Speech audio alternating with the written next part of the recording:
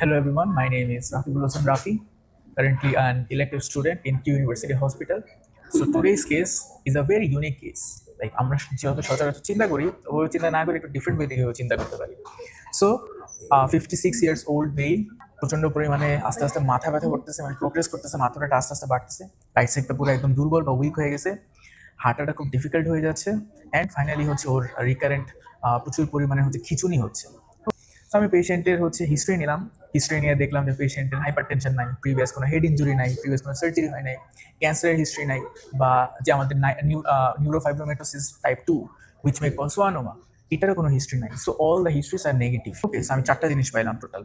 এখন এই সিমটম যদি আমরা দেখি তাহলে আমাদের মাথায় ফার্স্ট কোন জিনিসটা স্ট্রাইক করবে, that would be haemorrhagic stroke.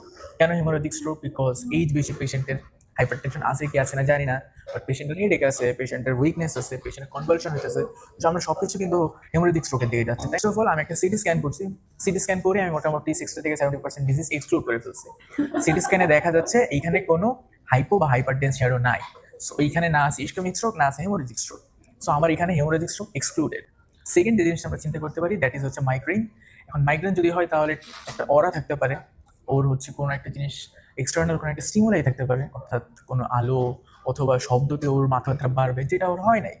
And মাইগ্রেনটা মানে পারসিস্ট করে অনেকদিন, যেটা ওর পারসিস্ট করতেছে না, সো আমি মাইগ্রেনটাও এক্সক্লুড করে ফেললাম। থার্ড জিনিস কি হতে পারে? থার্ড জিনিস হতে পারে হচ্ছে subarachnoid haemorrhage. So subarachnoid haemorrhage যদি আমরা পাই তাহলে তো আমরা সিটি স্ক্যানে একটা ফাইন্ডিংস পাবো, ব্যাট উইং লাইক অ্যাপিয়ারেন্স, যেটা আমরা পাই নাই। সো আমার সাবঅ্যারাকনয়েডটাও আমার এক্সক্লুডেড। আচ্ছা, এছাড়া কি হতে পারে? এছাড়া হচ্ছে আমার কনভালশন আছে, তো আমার এপিলেপসি আছে কিনা, কিন্তু পেশেন্টের প্রিভিয়াসলি আগে এরকম কোনো এপিলেপসি হিস্ট্রি ছিল না, জাস্ট বেশ কয়েকদিন যাবৎ হেডেক হইতেছে, রাইট সাইড উইকনেস হয়ে গেছে, পেশেন্টের এরকম কনভালশন হইতেছে। সো আমি এপিলেপসি জিনিসটাকে আসলে এক্সক্লুড করে ফেললাম। এখন আমি কিভাবে একটা ডায়াগনোসিসে আসবো?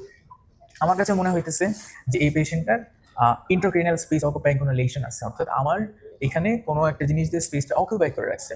সো আমার স্পেস অকুপাই যদি করে তাহলে আমার জন্য সবচেয়ে বেস্ট ইনভেস্টিগেশন হচ্ছে এমআরআই। কেন? কারণ হচ্ছে আমি ক্লিনিক্যাল ইনভেস্টিগেশন যখন করছি, ফেশিয়াল নার্ভে কোনো ডেফিসিট নাই, motor function test okay intact আছে, সেন্সরি ইনট্যাক্ট আছে, মেনিজিয়াল ইরিটেশন নাই, কিছুই নাই। সো আমার বেস্ট ইনভেস্টিগেশন গোল্ড স্ট্যান্ডার্ড হবে হচ্ছে এমআরআই। এমআরআই যখন আমি করবো সাথে আমি কন্ট্রাস্ট এমআরআই করবো, অর্থাৎ আমার যে আমি টিউমারটাকে যে সাসপেক্ট করতেছি, এই টিউমারটা কি টিউমার এটা হচ্ছে আমার ইন্ডিকেট করার জন্য। সো আমি কন্ট্রাস্ট এমআরআই যদি করি তাহলে হচ্ছে আমরা সুন্দরভাবে দুইটা জিনিস আমি ওকে ডিফারেন্সিয়েট করতে পারি, একটা হচ্ছে এক্সট্রা এক্সিয়াল আর একটা হচ্ছে ইন্ট্রা এক্সিয়াল। আমরা যদি এমআরআই করি কন্ট্রাস্ট, তাহলে হচ্ছে আমরা বেসিক্যালি দুইটা জিনিস দেখবো, এটা কি এক্সট্রা এক্সিয়াল না ইন্ট্রা এক্সিয়াল, যেহেতু আমরা টিউমারটা সাসপেক্ট করতেছি। সো এটা যদি ইন্ট্রা এক্সিয়াল হয় তাহলে আমাদের জন্য জিনিস অনেক ইজি হয়ে যাবে গ্লায়োমা। যেহেতু আমার এমআরআই ফাইন্ডিংসে ইন্ট্রা এক্সিয়াল ফিচার্স নাই, সো আমি গ্লায়োমাটাকেও এক্সক্লুড করলাম। সো থাকলো একটা জিনিস, সেটা হচ্ছে extra axial. Extra axial contrast এমআরআইয়ে যদি আমি কোনো একটা লিশন পাই, সেক্ষেত্রে আমার হট চয়েস বা হচ্ছে একদম ছাক্কা এক জিনিস ডায়াগনোসিস হবে, দ্যাট ইজ মেনিনজিওমা। এখন মেনিনজাস থেকে যে টিউমারটা অ্যারাইজ করছে, এখন আমার লোকেশনটা দেখতে হবে কোথায়। সো আমি এখানে দেখতে পারতেছি সুপিরিয়র স্যাজাইটাল যে সাইনাস, এটা ঠিক কাছাকাছি হচ্ছে আমার মেনিনজিওমাটা। সো আমি যদি এটাকে ডায়াগনোসিস বলতে পারি, সো মাই ডায়াগনোসিস ইজ আমার প্যারাস্যাজাইটাল মেনিনজিওমা, অর্থাৎ আমাদের যে সুপিরিয়র স্যাজাইটাল সাইনাস আছে, এটা প্যারালালি মেনিনজিওমাটা অ্যারাইজ করতেছে। সো এখন আমাদের মেইন জিনিসটা হচ্ছে যে হোয়াট ইজ মেনিনজিওমা, যে প্যারাস্যাজাইটাল, কারণ এটা ফক্স সেরিব্রিক অ্যাটাচ করে আছে এবং সুপিরিয়র স্যাজাইটাল সাইনাসকে অ্যাটাচ করে আছে। সো এই জন্য আমার প্যারাস্যাজাইটাল। কেন ম্যানিনজিওমা? ম্যানিনজিওমা কারণ এটা ম্যানিনজিসের কোনো একটা লেয়ার থেকে টিউমারটা অ্যারাইজ করছে। আমাদের যে অ্যারাকনয়েড ক্যাপসেল আছে ওইখান থেকে হচ্ছে টিউমারটা অ্যারাইজ করবে কিভাবে? জেনেটিক অল্টারেশন হয়, অল্টারেশন হয়, সেটা প্রলিফারেশন হয়, প্রলিফারেশন হওয়ার কারণে যে ডুরা সেখানে গিয়ে অ্যাটাচ করে, অ্যাটাচ করার কারণে যখন এটা আস্তে আস্তে বড় হয়, ইডিমেটাস হয়, ব্রেইনকে কম্প্রেস করে, কম্প্রেস করার কারণে নিউরোলজিক্যাল ফিচার্সগুলো দেখা যায়। সো যখন এই টিউমারটা হয়, সুপিরিয়র স্যাজাইটাল সাইনাসটাকে হচ্ছে কম্প্রেস করে, কম্প্রেস করার কারণে কি হলো? ভেইনগুলোকে কনজেস্টেড হয়ে গেল। সাইনাস মানেই তো হচ্ছে সবগুলো ভেইন ওখানে গিয়ে ড্রেন করছে। সো ভেইনগুলো আমার কনজেস্টেড হয়ে গেল, ভেইন কনজেস্টেড হলে ভেইনগুলো ইডিমেটাস হয়ে যাবে, তার মানে ওইখানে অক্সিজেন সাপ্লাই কমে যাবে, যেহেতু ডিঅক্সিজেনেটেড ব্লাড নেয়। হাইপোক্সিয়া যদি হয় সেখানে আমার ইলেকট্রোলাইট ইমব্যালেন্স হয়, অর্থাৎ পটাশিয়ামটা বাইরে যায়, যার কারণে আমাদের গ্লুটামেট বাড়ে। গ্লুটামেট যদি বাড়ে তাহলে হচ্ছে আমাদের গামাটা ইনহিবিট করে এবং আমাদের নিউরনগুলো এক্সাইটেবল হয়, এই জন্য আমাদের সিজার হচ্ছে। তো প্রথমে একটা জিনিস পেয়ে গেলাম যে কেন সিজার হচ্ছে, ওকে, কেন হেডেক হচ্ছে, একটা ব্রেন স্পেস অকুপাইং লিশন, ওইখানে হচ্ছে আমাদের ইন্টারক্রেনিয়াল প্রেশার বেড়ে গেছে, যার কারণে আমাদের হেডেক হইতেছে। কেন উইকনেস? কারণ আমাদের যে প্যারাসেন্ট্রাল যে জাইনাস, প্যারাসেন্ট্রাল জাইনাসকে হচ্ছে আমার কম্প্রেস করতেছে, কম্প্রেস করার কারণে আমি একপাশে উইক পাইতেছি। তার সাথে আমাদের যেহেতু ইন্টারক্রেনিয়াল প্রেশার বেড়ে গেছে, অ্যাপিরিডেমাও পাইতে পারি, বিহেভিয়ারাল চেঞ্জেসও পাইতে পারি। সো যার কারণে এই একটা প্যাথোফিজিওলজি যদি আমরা জানি, সবগুলো সিমটমকে আমরা অ্যালাইন করতে পারবো। সো আমার প্রথমে ডিজিজটা গেল, কেন সিমটম হলো, ইনভেস্টিগেশন হলো। ওকে, সো এখন আমি চিন্তা করবো যে এমআরআই যদি করি, তাহলে এমআরআইতে স্পেসিফিক্যালি আমাদের যে ম্যানিনজিওমা অথবা প্যারাসাইটাল ম্যানিনজিওমাতে স্পেসিফিক্যালি আমরা কি পাবো? প্রথমত পাবো হচ্ছে এক্সট্রা এক্সিয়াল একটা মাস পেতে পারি। সেকেন্ডলি হচ্ছে একটা আমরা স্পেসিফিক এটাকে বলে হচ্ছে ডুরাল টেল। সো একটা ডুরাল একটা টেল পেতে পারি। এইটা হচ্ছে সুপারফিশিয়াল সাইনাসের সাথে অ্যাটাচ থাকবে, একটা রিলেশনশিপ থাকতে পারে, আর একটা হোমোজেনাস এঙ্গেজমেন্ট থাকতে পারে। সো এই চারটা জিনিস যদি আমরা দেখি, তাহলে আমরা বুঝবো যে this is parasagittal meningioma. Okay, so এখন আমি পেশেন্টকে কি অপারেশন করব? আমি পেশেন্টকে হচ্ছে ফ্রন্টাল সাইনাস দিয়ে হচ্ছে আমরা অপারেট করব। কেন? আমরা যদি ফ্রন্টাল বোন যদি আমরা কেটে ফ্রন্টাল সাইনাস দিয়ে এন্টার করি, তাহলে আমাদের খুব ইজিলি সুপারফিশিয়াল সাইনাসে হচ্ছে আমরা এন্ট্রি করতে পারবো। সো এন্ট্রি করার পরে কি হবে? আমরা বেসিক্যালি যে মেনিনজিওমার টিউমার, এটা টোটাল আমরা 4টা ডি ফলো করি। এক নাম্বার হচ্ছে ডিভাস্কুলারাইজেশন, অর্থাৎ ভাস্কুলার যেই এরিয়াটা ওটাকে আমরা কটারাইজ করে ফেললাম। 2 নম্বর হচ্ছে ডিট্যাচমেন্ট, আস্তে আস্তে আমরা ডিট্যাচ করলাম। 3 নম্বর হচ্ছে ডিবাল্কিং, অর্থাৎ ভিতর থেকে উঠায় নিয়ে আসবো। আর 4 নম্বর হচ্ছে আমরা ডাইসেকশন, অর্থাৎ পুরোটাকে আমরা কেটে আস্তে করে বের করে নিয়ে আসলাম। সো এই মেনিনজিওমাতে আমাদের 4টা ডি মাস্ট ইম্পর্টেন্ট। আমি একটা কথা বলছিলাম না, যে এটা সুপেরিয়র সেজাটাল সাইনাসের সাথে এঙ্গেজ থাকে। সেই সুপেরিয়র সেজাটাল সাইনাস তো অনেক অনেক অনেক ভাইটাল স্ট্রাকচার, সবগুলো ভেইন এখানে গিয়ে আমাদের এন্ট্রি করে বা হচ্ছে ড্রেন করে। সো এটাকে হচ্ছে আমরা কিভাবে প্রিকশনস নিতে পারি?